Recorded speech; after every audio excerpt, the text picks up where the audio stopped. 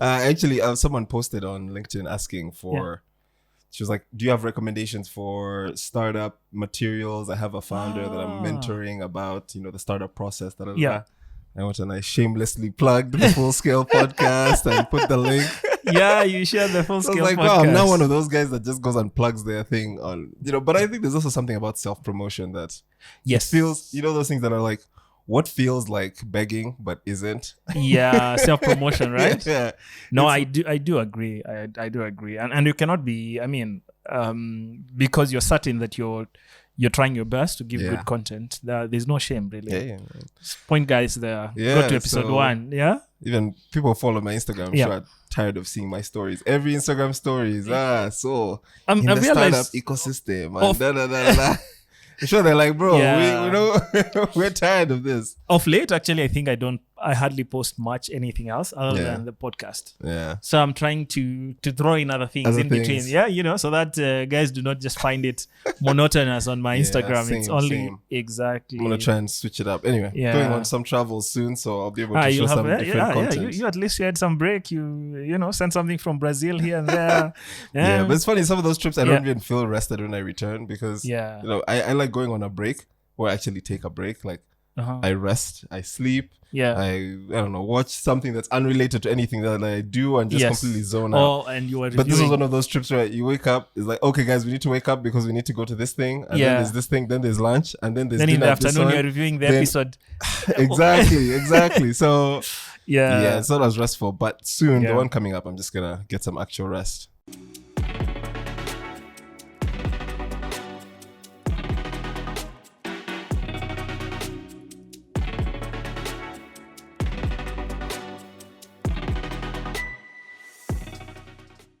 Hello and welcome to the Full Scale podcast. This is episode 11, which is the first episode of season 2. So we are already deep into season 2 and we're excited to have you back. Today we will be discussing due diligence reviews. Well, this episode is the first of a series of episodes. Actually, it's the first of 2 episodes where we will be discussing due diligence reviews. And then on the second one, we will go into a deep dive on legal due diligence reviews. So please be on the lookout for it. So Adrian, how are you doing? I'm doing well, thanks. Energized, rejuvenated, ready for season 2. Hope our viewers are ready for another, 10, 15 maybe episodes of season 2 of the Full Scale podcast. So happy to be back and ready to get started. Yeah, excited too, really. It's exciting to be back to season 2. Hopefully we'll have a very exciting run and we'll cover some good ground.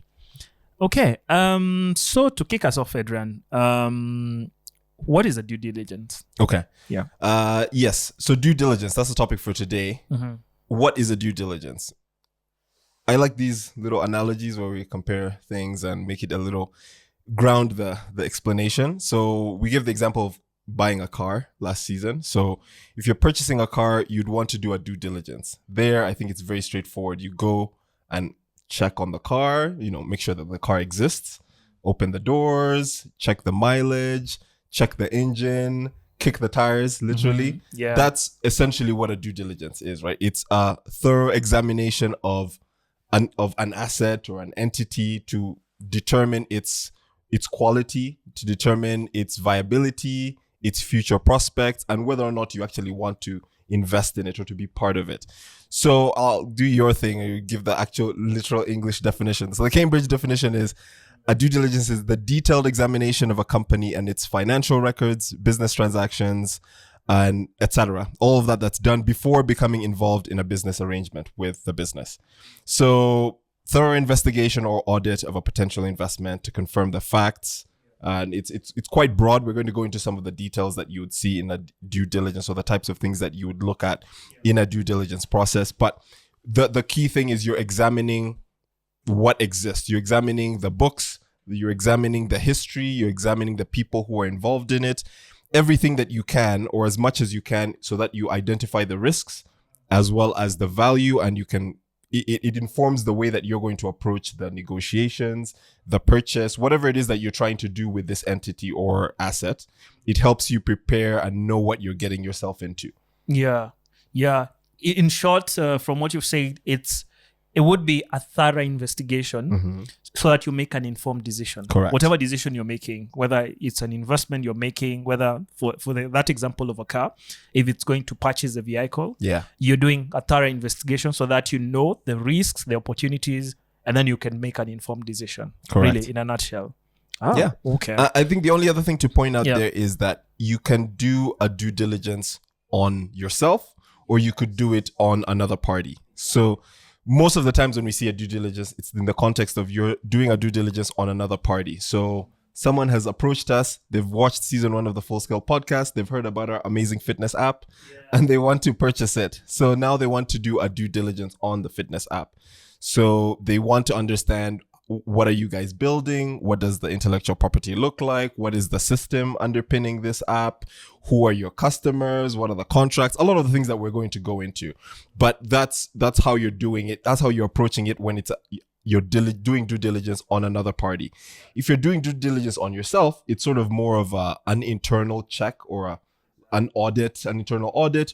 I like to think of it as like a health checkup. Where it's periodically you go to a point where you say, I need to check on the health of this company or this asset, whatever it is, and let's go internally and review it ourselves instead of having a third party review us. You could hire a third party independently to do that audit on you so that you get independent results that are not in any way somehow influenced by the people who are working there. But that's essentially, so you could either do the due diligence on a third party or you could do it upon yourself or your own entity. Exactly. I like that, actually, that distinction that you could do on a third party and it can do on yourself. And just as we've said that due diligence process enables you to make an informed decision, having taken stock of what are the risks and what are the opportunities and the status of whatever you're doing due diligence on. And we're assuming in this case it's your business. Then when you do the due diligence on yourself, you're able to take stock and see what processes or systems within your business you can perhaps make an improvement on. Yes. Yeah, and that can add a lot of value. When it's a third party, of course, it's mostly perhaps transactional in most cases. But I think there are instances where regulators also can undertake a due diligence review on a business as part of their regulatory mandate. Maybe Correct. they need to review your status, whether you're complying with the laws, or whether there are sanctions that should be applied to you. Yeah. Maybe. Yeah. Hopefully you don't get into that position. But if you do, hopefully you're also already in compliance. In terms of also when you're conducting the review on yourself, it could also be, so yes, you could be doing it to check on the health of your business and maybe improve processes, or you could be doing it just to avert any risks of non-compliance. But you could also be doing it in preparation for a sale. So this is now, we refer to this as a vendor due diligence. Exactly. So it's a specific type of due diligence whereby we have our fitness app, we have gotten a lot of value out of it, and now we want to potentially sell it. So maybe we put out feelers for people saying, we're looking to sell this business. But we know that when people come and approach us to try and buy the business, they're going to want to do a due diligence. So we can preempt that process by hiring our own third-party advisors, legal advisors, tax advisors, financial advisors, all of the people that we're going to talk about in the due diligence process, and have them perform that internal audit on our company. And then we now have a report that we can present to those buyers when they show up and say, hey, we've actually already done this here. If you want to do more due diligence, you can, but we've made it even easier for you because we've already done this and prepared a report with third-party independent advisors who, are giving their best opinion on this. Yeah, so just another, so it could be for your internal purposes to avoid risks and all of this, but it could also be something you're doing just to prepare for a potential sale. Exactly.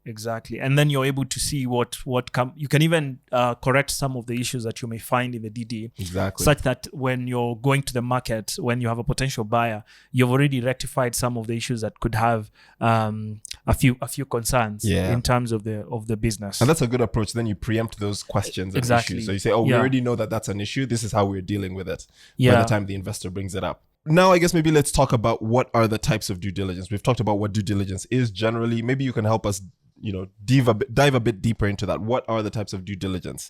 And within each of those, what are perhaps the things that you're looking for, or the objectives, and what are the key areas that perhaps you'd be looking at in those types of due diligence? Yeah. So by and large, types of due diligence could be as many as what you want to review. Okay. The naming and the type of due diligence could be as broad as whatever particular item or asset you're planning to do. In short, you could even have a mechanical due diligence if you're doing a due diligence on the mechanical workings of a vehicle. Okay. But the common types we're going to discuss are the ones that are more related to businesses and related perhaps to startups and businesses, and maybe also related to transactional scope of businesses. There are 4 or 5 notorious or very popular types of due diligences. Mm-hmm. And I'll just run through them quickly. One of them is financial due diligence. This is where you're looking into the financial health and performance of a particular business that you're planning perhaps either to invest in or you're planning to acquire. Yeah. The other one is a legal due diligence. Okay. This is where you're looking at the level of legal compliance with of the particular business or entity with existing or what the important legal framework in which it operates in. The third one is a tax due diligence. In the tax due diligence, you're looking at basically the levels of compliance in terms of with the tax laws and the tax regime. Have they filed the required annual returns in a timely manner? Yeah. Do they have a tax assessment from the authority? Is there an existing tax dispute? And if there is, what are the exposures for the business? The fourth one that is also quite common is what we call an operational due diligence, where you're looking at the operational aspects of the business and the efficiencies around the operational aspects of the business. Okay. So, for example, if you're planning to acquire a business that is in the transport sector, you could maybe that has a fleet of buses. You could do a due diligence on how the business operates. When do passengers book tickets? When are they peaked? What are the efficiencies in terms of, if we say we're leaving at 9 a.m., have the bus company been consistent in terms of, leaving the bus park at 9 a.m.? Yeah. How many breakdowns do we have along the way? If along the journey do we get breakdowns, and how often do we get the breakdowns? And when we get the breakdowns, how fast are they resolved? So that in that case, you're looking at the operational processes of the business in order to make informed decisions. Maybe you want to acquire the bus company or you want to invest in it.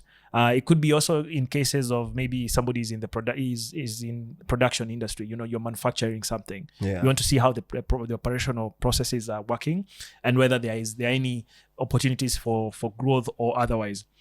So the other one that is, and now these are the more common ones. We have commercial due diligence. Okay. And this is where you're looking at, by and large, around the market position of the business and the potential for growth for a particular business. Okay. So you're even reviewing what competitors are doing, what the business is doing, and what the market generally looks like, whether this product is is serving a niche market, whether there are particular competitors. So there's another one that has actually gain traction in the recent years, which is environmental and social governance, social and governance, due diligence, which is ESG, and for good reason, because you want to review the levels of environmental compliance of a business, and as well as social impact and the governance structures, because these are all key in terms of the ability of the business to be sustainable and also make an impact in whatever it does. So we will run through others just generally. Sometimes there are usually overlaps in terms of these due diligences and what they do. So we also have, like I mentioned, you could have a mechanical due diligence. Now we have a technical due diligence. Okay. This is where you are doing an evaluation of the technical aspects of a business. Okay. Especially if this business is a technology incentive business. It's in a sector where it's technology heavy. It could even involve businesses such as financial institutions, which rely heavily on technology. For example, for banks, if you withdraw cash in this particular ATM, if you go to another ATM, your balance will be current. Basically, you can withdraw money in Nairobi and fly to Mombasa and find your balance has not moved a bit because there's technology to it. So you could undertake a due diligence of how that is, that like is working, the aspects, the infrastructure, patents involved with that infrastructure, as well as technical competences. We have another type of due diligence, which is human resource due diligence. Okay. In this kind of due diligence, most occasions you're reviewing, HR policies and the workforce. What number of employees do you have? Are there gaps in terms of the employees? Because are you employee heavy? Do you have redundant, labor force? Is everybody properly utilized? These are the skill sets matched for what the business is trying to achieve. Yeah. Does everyone have a contract? That type of thing. Exactly. And sometimes, and in most times, actually, not even sometimes, HRDD forms part of legal due diligence. Okay. Because some of the HR human resource concerns are by and large what you'd call legal, because employment contracting is a legal process, a legal question. HR policies are usually in place as a result of maybe legal sanctions, or not even legal sanctions. They're provided for under the law. You're required to have them. Yeah. So the potential repercussions are legal in nature. Exactly. Because you could face a lawsuit or something. Yeah, which is why you'll find HR due diligence is mostly forming part of legal, but you can have an independent one where you're just reviewing the human resource itself as a single category, in which, when you're doing it as part of legal due diligence, you will not be questioning numbers, provided they are properly contracted. If this startup has perhaps 100 employees, properly contracted, the HR policies are in place, you probably say, there's no risk there. But in terms of the business itself, if the skill set are not matched, these people are not hired with the right skills, they're not trained properly, then you start to have other problems. So you can have it independently. Okay.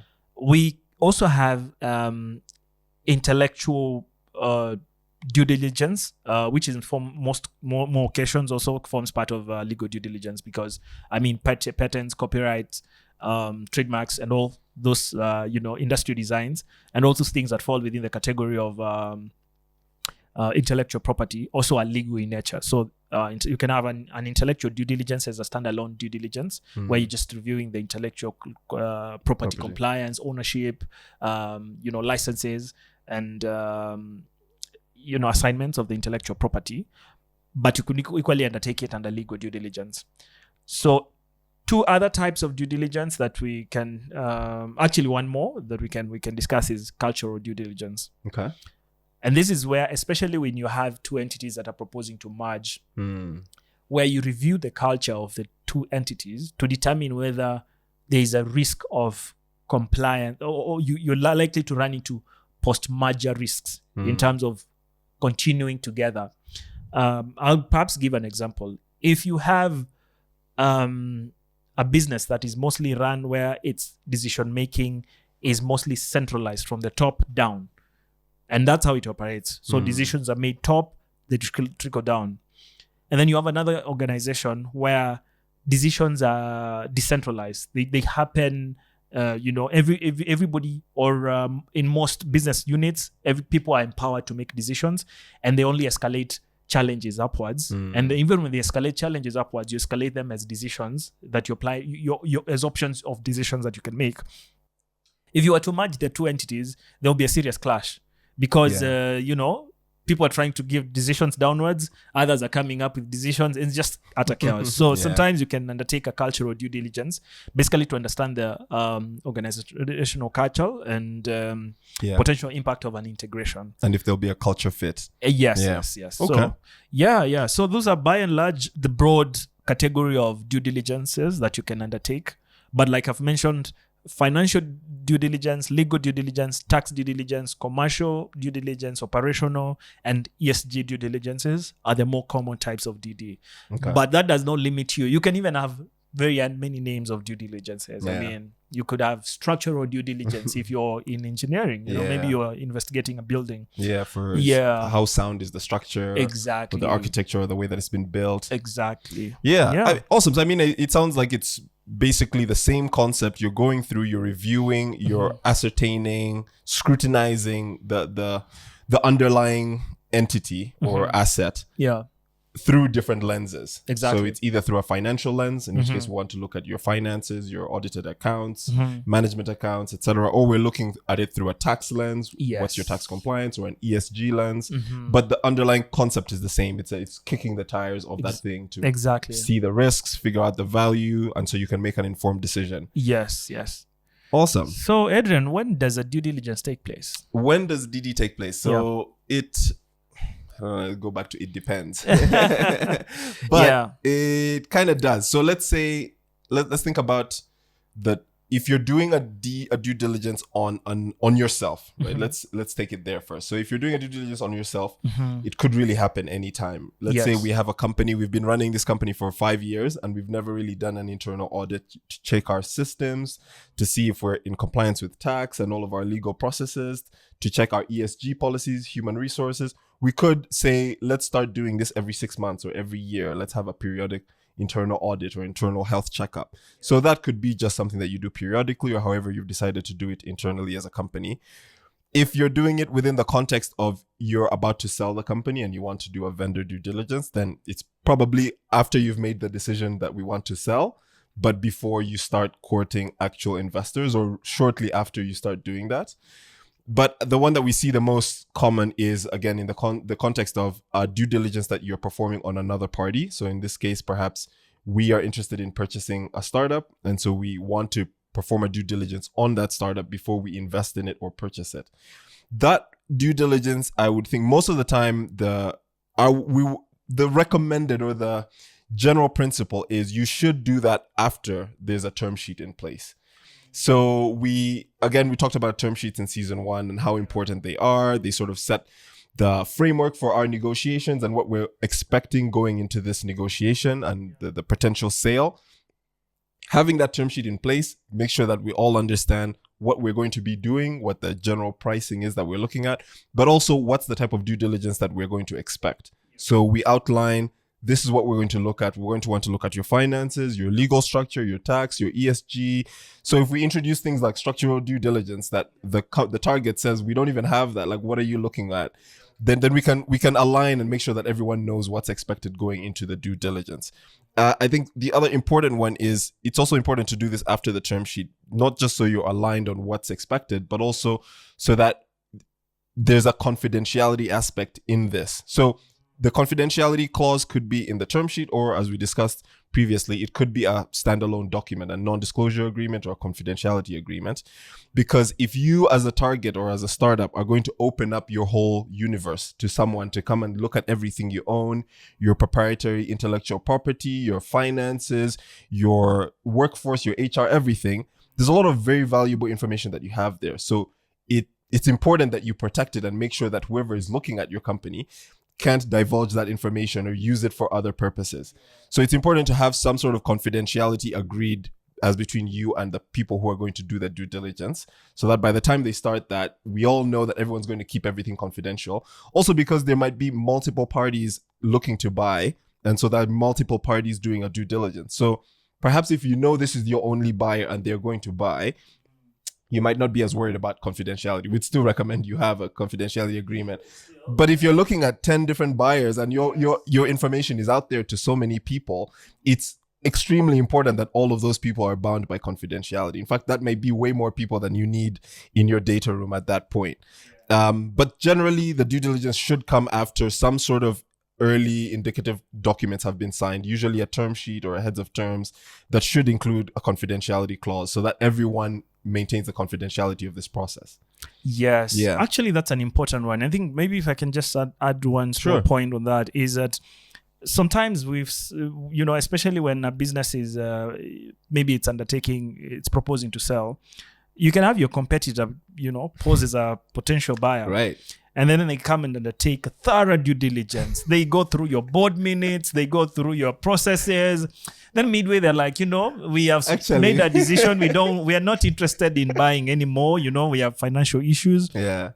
And then they go replicate your model, Yeah. or improve their processes. And then all of a sudden, they have your trade secrets and they're doing way Exactly. much better. Yeah. So I like that point that, perhaps sign something that is maybe a confidentiality agreement, and also be strategic about it, because correct. you could end up losing gems to competitors as part of a transaction. Yeah. And then you don't even end up selling because maybe there's nothing left worth selling. Exactly. So it's a balance that you need to strike. But again, talk to your legal advisors. This is not legal advice. Yes. Come to Mukiti Advocates LLP, I guess. We would be very happy.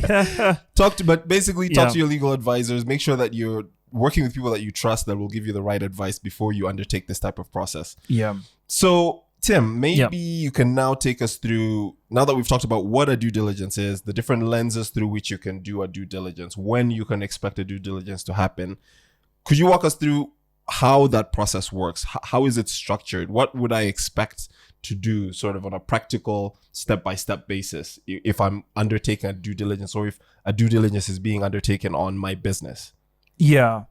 So due diligences are typically organized in a structured manner and in a phased approach. Okay.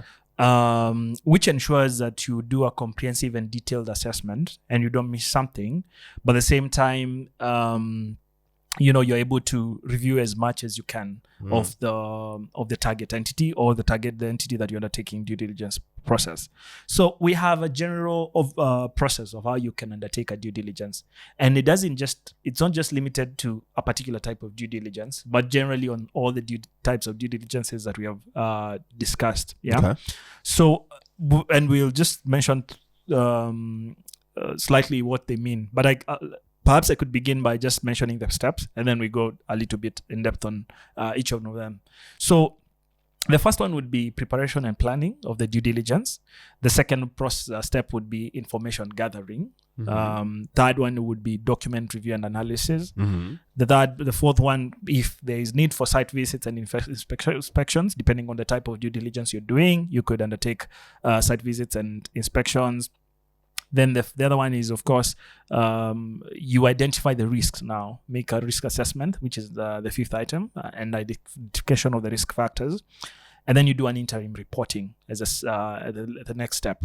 Now, once you do an interim reporting, you can have engagements with the other parties, and you do, after doing engagements, seeking further information and clarifications from the target entity, the entity you're undertaking due diligence on. Then you do a final review and reporting of the DD. And then you make a presentation to the, whoever has commissioned the due diligence. If it's your client, if you're a legal law firm undertaking a legal due diligence and it's being commissioned by a potential acquirer, then of course you make you present the due diligence findings to them for them to make a decision, and perhaps you support them to do the decision making because they may have a question or two in terms of the options. And then there is a post DD. The next step is post due diligence follow up. These are action points or things that need to be done past the DD. So very briefly, if I can just touch now on the particular objectives and what you need to do. So the first step, which is preparation and planning of the due diligence, the main goal is to clarify the scope of the due diligence. You understand what you're looking for and what you would want. What is the goal of the due diligence, and what do you hope to find, or what answers do you hope to have found, or what particular issues do you hope to have addressed at the end of it? Okay. And you need to also identify the team of experts that will be relevant for that DD. So if it's a technical due diligence involving IT, then you need IT experts to undertake it. You won't run to lawyers. If it's legal, you would be looking for lawyers. And then if it's financial, of course, you're looking at finance experts. Then you develop a checklist. This is an information request list or a checklist of how the steps you'll take for the DD. At the same time, an information request list whereby you understand what kind of information may be looking for. And then, like you've mentioned, confidentiality is extremely important. Yeah. So at that point, you're executing non-disclosure agreements with the potential parties who are undertaking the DD to ensure that information doesn't fall in the wrong hands, and they have a duty of care in terms of ensuring that confidentiality for the information is protected. Correct. Just to flag there in terms of the preparation, most of the times we see this happen, the documentation, or maybe you'll get into this in the information gathering stage actually. So let me not preempt it. I was going to talk about data rooms. Go ahead. Okay, so historically there were actual data rooms, like a room Yes. where data and information has been gathered and people have put boxes. And so when you go to do a due diligence, you literally go to the company and they have a room for the data.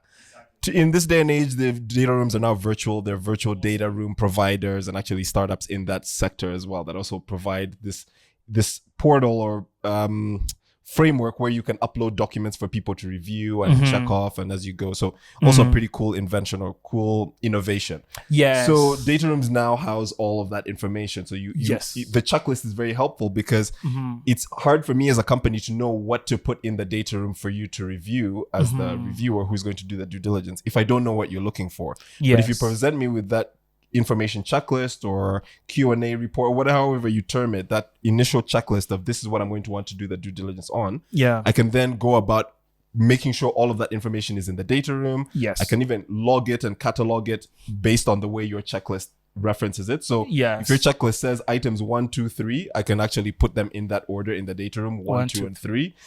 It makes everything so much easier for everyone. Having a well-organized data room and Yes. a checklist that matches the items in the data room makes the whole process very seamless. Exactly. And that's actually a good covering of the information gathering process because, surprisingly, there was a time when and this is stories I hear, when the due diligence process were not very automated. Yeah. So when you seek to do a due diligence on a target, they'll send you on a dingy room, at a corner where there has a poor lighting, but then the documents are there. So you're struggling, you're using torches to try read the documents just to and they're putting you under so much pressure so that, you miss something in the process, And it's one of those where you have to clock in at a certain time and you have to leave by a certain by time. 4 they're telling you we are closing. You need to leave. Yeah. Probably they don't want you to find something at that point. Those are not good signals. So if you are having people in a physical data room, make sure it's well lit, have some water for them, coffee, something. Make them comfortable. Make it a good experience. Yes. And sometimes you can have an hybrid of physical and virtual, especially for extremely sensitive information. Sometimes you can see this with banks because they can tell you particular documents, you'll only come and review them. We'll get them for you from the strong room. You will review them and we'll take them back. We can scan them for you and you can take them with you. Yes. Sometimes there is documents that are so important or so confidential that they don't even have soft copies of them, right? It's only one hard copy somewhere in a hopefully fireproof room, right? Yes. Ideally, it should be fireproof. Yeah. Awesome. Yeah. Okay. So the other one we have is basically the document review process. This is where you just review the documents that have been provided to you. Site visits and inspections. You do this if your DD requires it.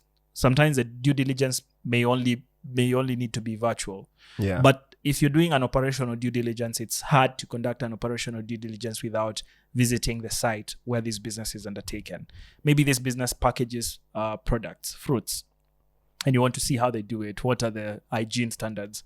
They can send you a couple of certificates and compliance levels, but until you visit the site, you may not give an informed position about, the kind of how their businesses operate. True. You might also need to interview a few people as part of that process, which I guess also dovetails with a bit of the information gathering. So you might request for information and present them with a checklist, and they put all of that information in the data room. But some of that information might not be available in the data. It might only be from the people who are running on the day-to-day. So you might have to get the finance person for the internal finance person of the startup to show up and give you answers about how last year's finances went. And if you've seen some discrepancies in the books, maybe there are things that they can answer and then you don't need to do a whole follow-up. So sometimes it might actually just be interviews and meetings with people. Exactly. Those are extremely important, especially if you're reviewing something that you don't understand.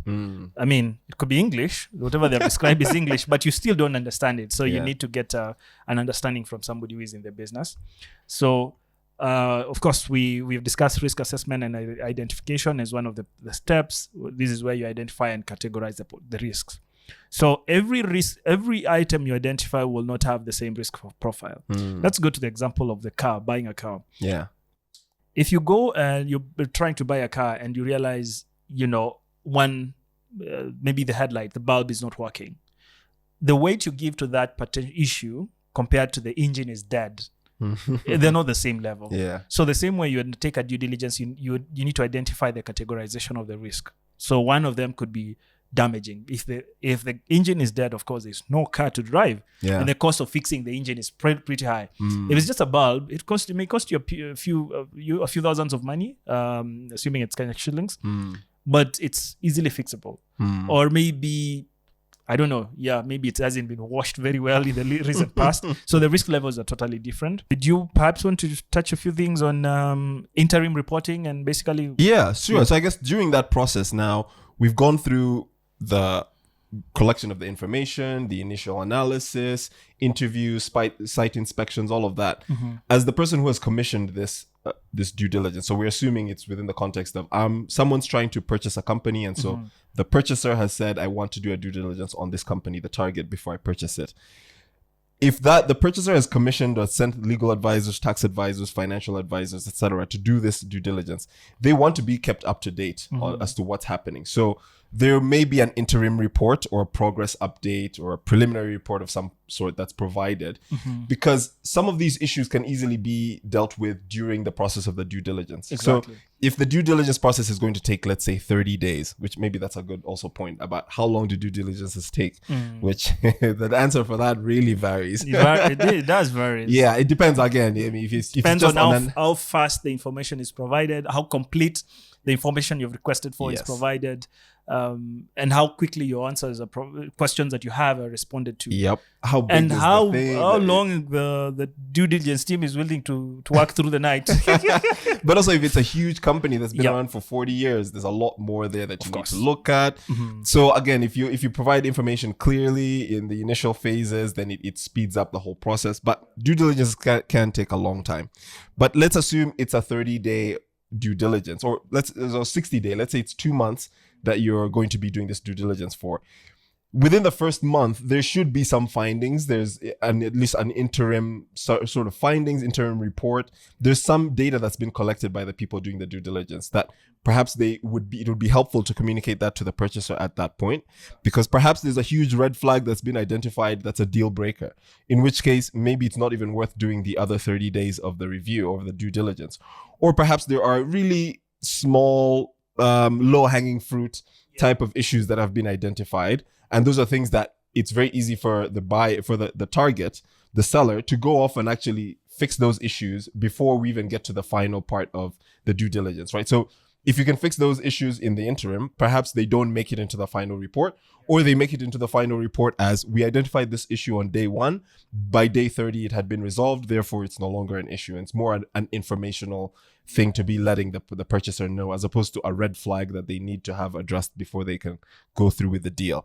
So that's sort of what you'd expect in the interim reporting. And hopefully it's something that you're providing regular updates to the purchaser or the person that's commissioned this due diligence, just so that they understand the status and what's expected and what's going on, and what's coming down the line, so they're not shocked when they see the final report. Exactly, they're not shocked, and at the same time, whatever can be resolved gets resolved quickly through engagements with the target. Correct. So perhaps they didn't provide a particular license, which is crucial, but just you let them know that you didn't find this license, and they let you know actually we received it yesterday from the government or something. Correct. And then that is resolved itself. Yeah. And then I think now we go to the final review. Maybe I'll cover that. Please, so then we go. We've gone through, we've provided the interim reports, we've done everything we needed to do. And now we get to the final stage of the due diligence, which is the thing that we're all expecting. When you commission a due diligence, when you ask someone to perform a due diligence, at the end, you expect a due diligence report. So what have you found? What are the issues? Typically, it's, at least in our business, it's usually a red flags report. You could do it. You could provide a comprehensive report of every single thing you looked at and every single thing you found. But that might not be helpful for the person receiving the report, because most of the time, the person receiving the report just wants to know the key issues, the red flags. So most of the time in our business, we do a red flags report, which is we're not going to tell you every single thing we looked at and everything we found. We're just going to tell you the red flags that we identified. The issues we identified and the risk levels we attribute to the particular issue. So the report would read, issue number 1, we found this issue. It's a red flag issue. It's high level of importance or critical importance to the business and how risky this is of an issue. High importance. And you should put the high ones first, because I don't think anyone wants to open a report and look at first the low risk items. They want to know, don't bury the lead. Start with the really high importance items. So we go through what are the high risk items that you've identified? Why are these issues? How can we go about resolving these? So there should be a bit of a comprehensive nature to the report, not just here are the problems. I talk about this in the training I received when I was a junior lawyer, in terms of when you identify problems, don't do the dead rat thing, which is, here's a dead rat. I found a dead rat. Here it is.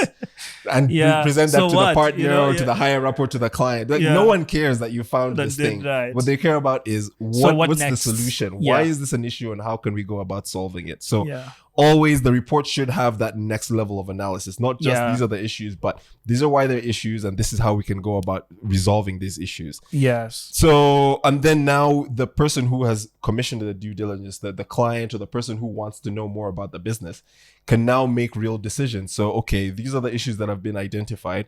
What do we do about them? So are we going to need to renegotiate the deal? Are these things that can be resolved in the interim? Are these things that we can resolve after the deal? And I think we'll talk a bit more about those in the context of the legal DD and how they're handled in the next episode. Yeah. But generally, that's how the process works, and that's how the final review and reporting happens. Yeah. I like that, what you've pointed out about the types of DD reports. Full DD report really depends. Sometimes it's done depending on what you're reporting it for. If you're doing it, you're undertaking a DD for purposes of preparing a prospectus. If maybe you're proposing to list your securities, the amount of disclosures you're required to do for the business are extremely broad. Yeah. And because you're required to do very broad disclosures for the business in the information memorandum, then you're equally required to undertake an in-depth DD and you can provide a red flag. You just provide everything there, and then from there you go on to developing the prospectus to information memorandum. But if you're just doing it for purposes of acquiring the business, all you need is an informed decision. So you want, tell me the things that are likely to stop me from going through with the business. Exactly. Yeah. Gating items. We can briefly touch on I think even in this discussion, we've touched about presentation, decision making, really. Yes. Because the categorization of the risk is where you're trying to inform the party that has commissioned the due diligence on what you found and what you consider to be extremely risky or what may be almost innocuous. The risk profile for this is maybe little, but you can touch on that and then maybe post DD follow up briefly. Sure. So I mean, you will present the report, but you may want to do something above and beyond the physical report or the report that you've emailed to the client. You may want to do a presentation. There may be other stakeholders. It might not just be the person who has commissioned it. Maybe they have their own shareholders or other stakeholders that need to be informed about this decision or need to be part of the decision making as to what's going to come next. So they may need a presentation where you come in and you say, this is the report, these are the things we looked at, these were the findings, these are our suggestions about how you can take it forward. Any Q&A, there might be clarifications that you need to provide or that you may need to seek from the company. The company may have provided things and you've now found issues, but the stakeholders or the people who commissioned the due diligence may have further questions like, why was this an issue? Why was this never dealt with back when it happened? So they may have more questions for the target. So you may have to do some more clarification and fact finding around that. But ultimately, the end goal is for now decision making. So the facts are all in. We know the status. We know the risks. We know why they're the risks. And we have the proposals as to how we can go about fixing these things or mitigating them. So now we need to make decisions, informed decisions, now that we have a due diligence report. So then you go into the post DD follow-up. So maybe you need to develop an action plan. So there were 5 key things that were identified in the due diligence. Here are the steps that we need to take in order to go about fixing these or remedying these issues or mitigating them.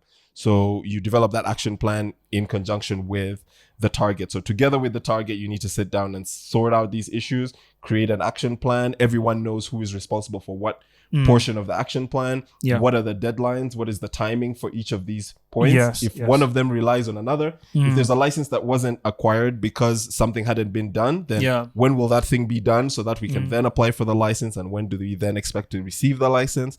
So having a structured follow-up plan and then integrating that into what it is that you're doing. So if you're proposing an acquisition of this company, you need to somehow integrate that plan into your documentation. So if you have an acquisition agreement, you may need to find ways to plug these different findings into that agreement. So if the agreement price was for $100 million and now we've discovered this liability in the company that's worth $1 million, maybe we want to adjust the price in the agreement to now $99 million because we want to want to account for the fact that there's an outstanding liability and that affects our pricing.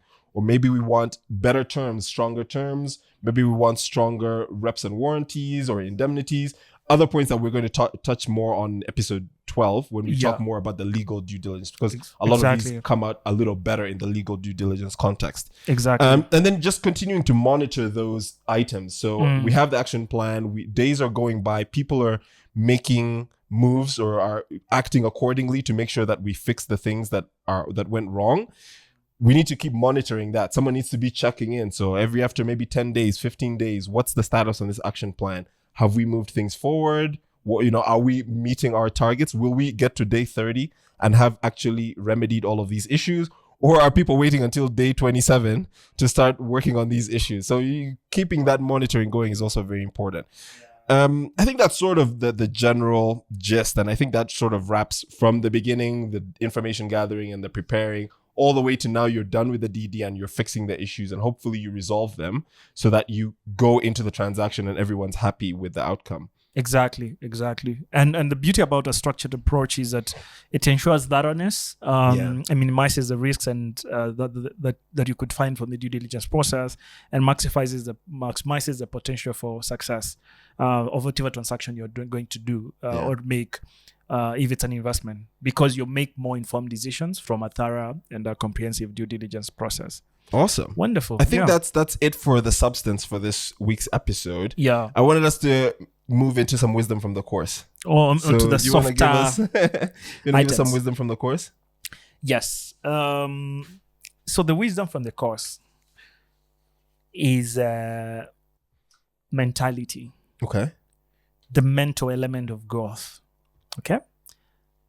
So sometimes just playing golf, I think I'm yet to find a sport really that your mental position just translates into the results you get almost immediately. Some things you can get away, if you're feeling a little nervous, you get away with a few things. You don't have issues to drive a car when you're feeling a little nervous. It will go, you'll figure it your way.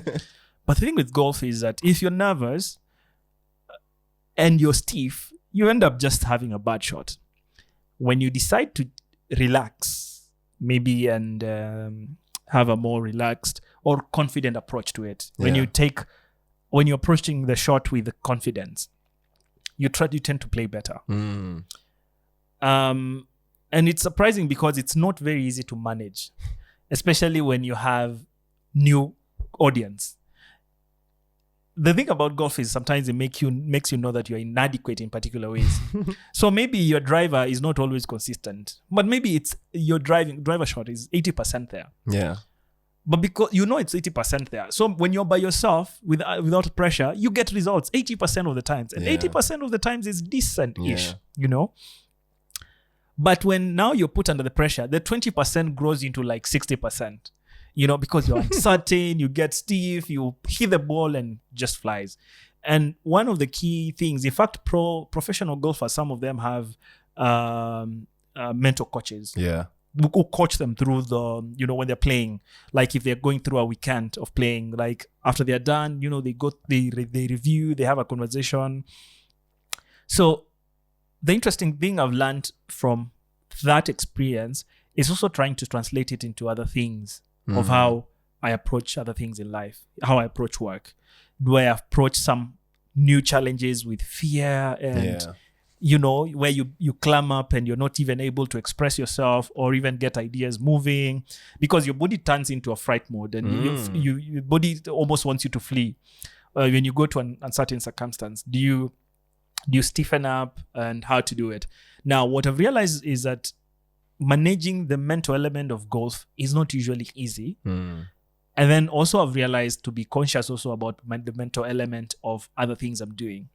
Even if it's, if it's driving or the way I'm approaching clients, if I'm in a meeting that I'm thinking I'm slightly feeling out of depth, you know, how exactly do I approach it? What kind of attitude do I bring to the table? And I think that's the wisdom from the course. So always take tabs, have a pulse on where your mental game stands, because that's more important than actually the outcome or even what you're doing. Yeah. And we see this even in football. When teams are under extreme pressure, they start to play poor shots, you know. But when you're confident and you're going for it, you start to play so much better. Yeah. Or even when you relax and you take your time. So that's that's also I don't think it's hard to overstate the importance of mentality. And I think you see this play out there's some players that are just so great. So for me, it's like the Michael Jordans or the Tiger Woods. It's like their mentality and the way that they approach the game, and just knowing internally that I'm the best, I can do this. No matter what, I'm going to show up and I'm going to give it 100%. I'm going to train harder than everyone else. I'm going to stay out longer than everyone else. And I'm going to go out and outperform everyone. There's a mentality that they have that's just so unique, and it's so important. And I completely see that, because anytime I show up to the golf course and I'm really timid, it happens a lot when there's tournaments, or when you're meeting people you don't know, and it's or you're paired with guys you've never played with, and they start with so good shots. You know, everybody gets a good shot. And there's a gallery on the first tee. There's all these people watching. And then there's you, and you're like, oh my God, here goes me. So I always play poor those days, because my mentality is not as strong. But the days when it's just you and me and there's no one on the golf course, bro, we're hitting pars. Exactly. And even the recovery is usually easier. Yeah. If you get a bad shot, you recover quicker when you're more settled than when now you're under pressure. Because you're under pressure, or you're just scared or feeling like you're out of place. Yeah. You could end up just going bad hole after hole. The last time we played, I had a pretty poor shot off the tee. Yeah. And it ended up on a different fairway. Exactly. And I had been playing pretty decently the whole time. But then the moment I went to the other fairway, because the guy's coming, I'm under pressure. Literally, I just hit it here, it went there. Hit it from there, it just went 2 feet. And I'm like, oh my, I just might as well pick up this ball and just go. Yeah, exactly. So anyway, just be focused, keep the mentality, and, you know, have that confidence in yourself. It's actually, Awesome. You'll be surprised how much of a role it plays in successful outcomes we get in life. How exactly your mind is positioned and how you're feeling about a particular challenge. Like, does it consume you or overwhelm you? Yeah. Or do you get excited at the thought of surmounting that particular challenge? Totally even makes a lot of difference in how the outcome is likely to look like. Yeah, it's the mentality. That's the mentality Arsenal Football Club is coming with next season. Exactly. So we'll wait and see some good results. How about some interesting thing of the week? Do you want to go first? No, let us know what's the interesting thing of the week for you. Okay, so interesting thing of the week, season 1, episode 1. I started with something in the AI field that I thought was pretty interesting. So I figured I'll just stick with that theme for episode 11 or season 2, episode 1, I guess. By highlighting a cool AI application or something really that I think is really fascinating, the AI space that I found out about pretty recently. Yep. So there's this, it's called AlphaFold. That's ALPHAFOLD, AlphaFold. And it's really technical. So I also had AI help me summarize this and make it as easy to understand as possible for myself, and then so for the viewers and listeners as well. So AlphaFold is an artificial intelligence system created by DeepMind. Remember DeepMind? We mentioned them season 1. They were a startup that was acquired by Google in a strategic investment of around $500 million. So strategic investments, the importance of them, etc. So what AlphaFold does is it predicts the 3D shapes of proteins. So what does that mean? So proteins are tiny molecules in our bodies that do many things. So building tissue, fighting diseases, there's different types of proteins. Each protein is made up of a long chain of amino acids, right? So you can imagine a chain of amino acids, and then the way that they fold into some sort of 3D shape determines what that protein does. Yeah. So if it folds in a certain way, it creates an enzyme which helps digest food. If it folds in a different way, if the amino acids fold in a different way into a different 3D shape, then they can create like hemoglobin, which helps transport oxygen in our red blood cells. So how the amino acids fold into a different shape determines what the protein does. Sounds like a biology class. So it's quite complex. Yeah. So but you can imagine, scientists have been trying to figure out the different 3D shapes that amino acids will take, so that they can now figure out what that protein is going to do, how it's going to fold. So if it folds into a certain way, it could actually create a disease or something that's going to not be good for you. Or if it folds in a different way, it could be something really positive. Yep. So figuring out that 3D shape from the amino acid sequence is really tough and time consuming for scientists. So they need to do like experiments and tests, which are time consuming, resource intensive, all of these things. Yep. But now we have an AI model, AlphaFold, which can predict the 3D shape pretty quickly and pretty accurately. So it can analyze the pattern of the amino acids and tell you it's going to fold in this way based on the way that it's seen other proteins structured. Yeah. The significance and the impact of this is just unbelievable, because you can imagine a situation where medical researchers are able to now say, we know that this thing is going to fold in this way. So we know that this is the type of defect it's going to create in your body. Yep. So we also know that we can design another protein that folds a different way using this AI that can create this other maybe antidote or something that can help cure this or diagnose this this defect. So it's medical research, so we can treat diseases faster and more effectively. It can also help us creating new enzyme, help treating genetic disorders and create therapies for them. It has ramifications in the medical as well as in technological aspects. So this is something that I think, I mean, I don't know. It will be interesting to look back at this video 10, 15, 20 years from now to see how the AI, how AI has played out and how it has changed our lives. But if I were to be so bold and take a hot take, I think this is going to be easily top five really? Ramifications of AI in our world and how it's going to change the way that we do things. Like something that can actually really have far-flung or really broad implications for the way that we live our lives. Yeah. I think this is going to be one of those things that like vastly changes the way that we approach medicine and biotechnology and just coming up with different therapies and methods of treating people with different diseases and just coming up with different innovations in the biomedical or biotechnological space. Wow. So AlphaFold, just keep an eye out for that one, see how it's going to change things. But I anticipate that it's going to speed up a lot of scientific discoveries. So hopefully that will actually play out, and hopefully we'll be able to have, much faster ways of getting things treated. And hopefully this will be something that helps us to do that. So let's see what happens. But I'm a AI optimist, as if you couldn't tell. So I'm always looking at the bright side of AI, much as I know there's a dark side. So that's my interesting thing of the week. Wow. Okay. That's a good one. Let's see how that unfolds. Check in with me in 10 years. Yeah. Pun intended. Yeah. How the proteins. Good one. Very good one. You're becoming the dad joke guy on the podcast. I'm really in my zone. Okay. Wow. So for me, the interesting thing of the week was basically, so this week, I don't know why I started reviewing the history of how we moved from, the big four accounting firms. Yeah. So how we moved from big five accounting firms in the early 2000s to big four. Okay. So there used to be what was the big five. It was Arthur Andersen LLP. Okay. Okay. And it collapsed in around mid 2002, following what was called the Enron scandal. I see. Okay. So what had happened is that there was sort of the issue really around the Enron scandal was the collapse of Enron, which was tied to questionable accounting practices, and they had been audited by Arthur Andersen.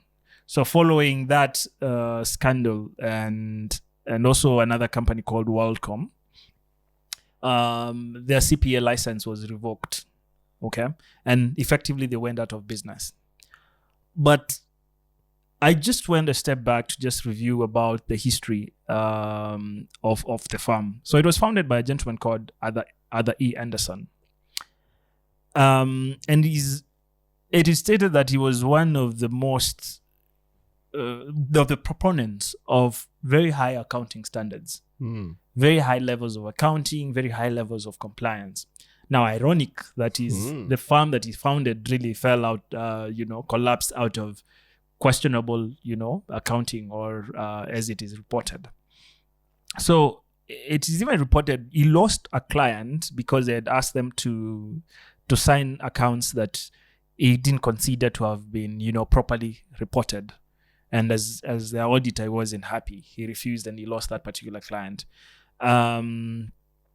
to his credit, the company went, I think a year later, went bankrupt. Yeah, the one that very was same that he exactly rejected. that Okay. he rejected.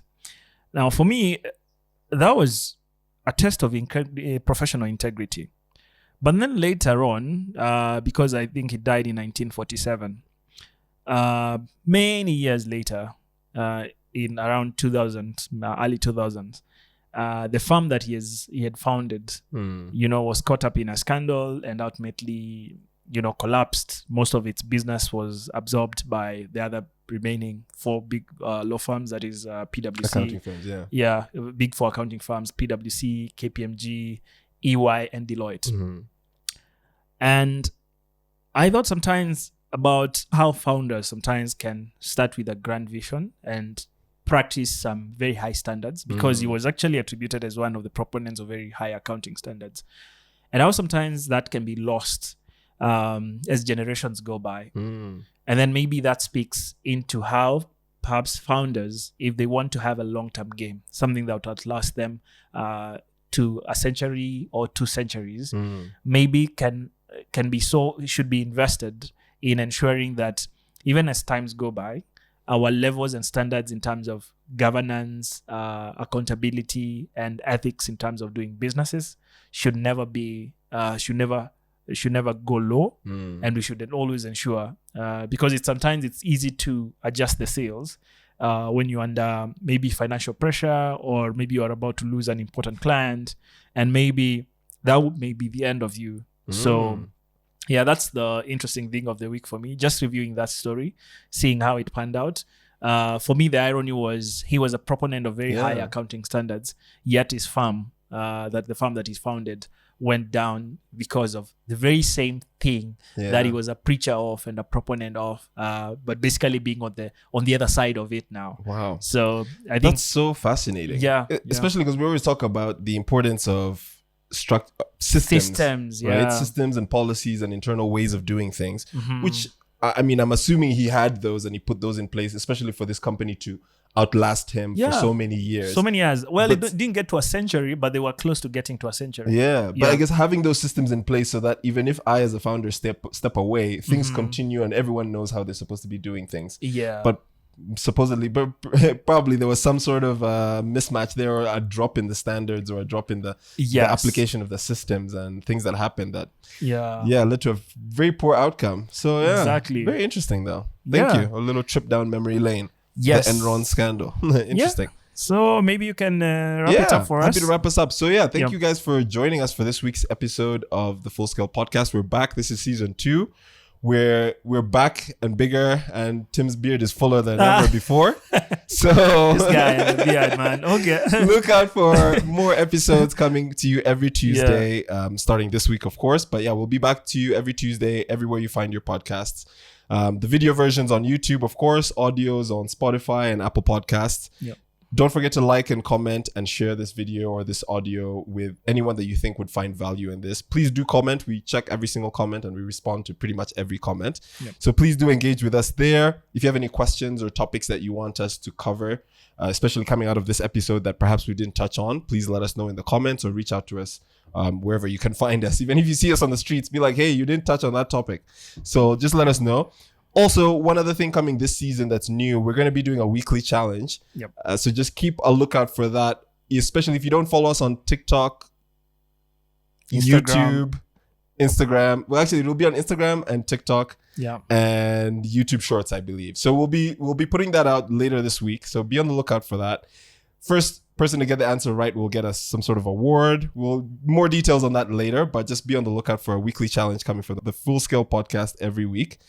And from Adrian and Tim, thank you for joining us again. We really appreciate all the subscribers and all the feedback we've been receiving. This is why we're back and doing it better than ever before. So thank you, and we'll see you next week. Yeah, see you. Goodbye. Bye.